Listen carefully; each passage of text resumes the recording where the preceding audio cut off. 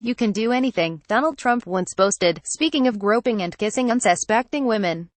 Maybe he could, but not everyone can. The candidate who openly bragged about grabbing women's private parts, but denied he really did so, was elected president months before the cascading harassment allegations that have been toppling the careers of powerful men in Hollywood, business, the media and politics. He won even though more than a dozen women accused him of misconduct, and roughly half of all voters said they were bothered by his treatment of women, according to exit polls. Now, as one prominent figure after another takes a dive, the question remains, why not Trump? A lot of people who voted for him recognized that he was what he was, but wanted a change, and so they were willing to go along, theorizes Jessica Leeds, one of the first women to step forward and accuse Trump of groping her, decades ago on an airplane. The charges leveled against him emerged in the supercharged thick of the 2016 campaign, when there was so much noise and chaos that they were just another episode for gobsmacked voters to try to absorb, or tune out. When you have a Mount Everest of allegations, any particular allegation is very hard to get traction on, says political psychologist Stanley Runchin. And Trump's unconventional candidacy created an entirely different set of rules.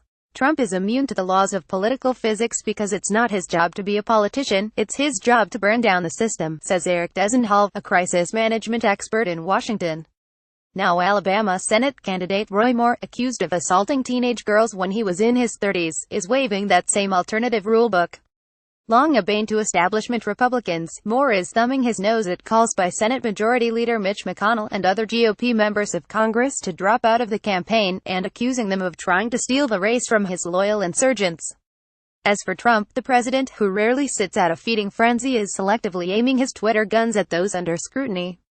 He quickly unloaded on Democrat Al Franken after the Minnesota senator was accused Thursday of forcibly kissing and groping a Fox TV sports correspondent, now a Los Angeles radio anchor, during a 2006 USO tour.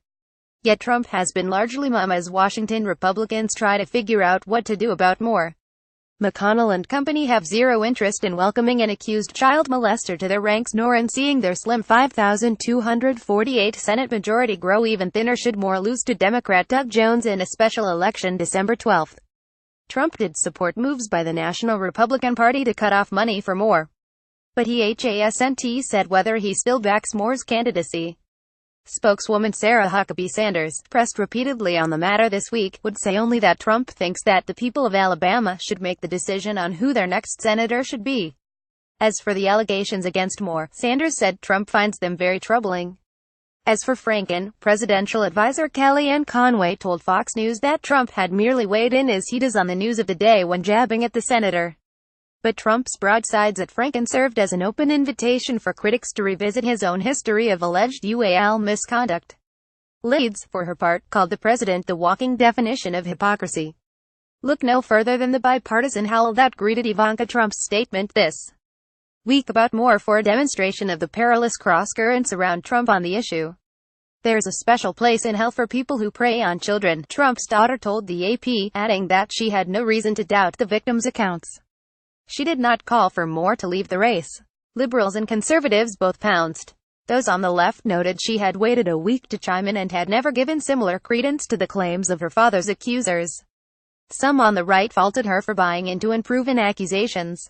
Liberal director Rob Reiner tweeted Ivanka believes Roy Moore's accusers, but the more than 12 women who accuse her father of UAL abuse are all liars.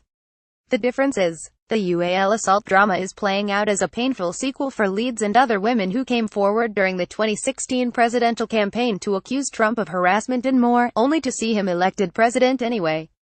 My pain is everyday, Jill Harth, a former business associate who claimed Trump put his hands under her dress during a business dinner in 1992, tweeted in October. No one gets it unless it happens to them. No one. It's the same for those who accused former President Bill Clinton of UAL misconduct, their charges once written off as bimbo eruptions. I am now 73, it never goes away, nurse Juanita Broderick, who accused Clinton of raping her in 1978, tweeted Friday. Allegations of womanizing, extramarital affairs and abuse dogged Clinton over the course of his political life, culminating in his 1998 impeachment and acquittal over his affair with White House intern Monica Lewinsky. He also agreed to an $850,000 settlement with Arkansas state worker Paula Jones, who had accused him of exposing himself and making indecent propositions when he was governor.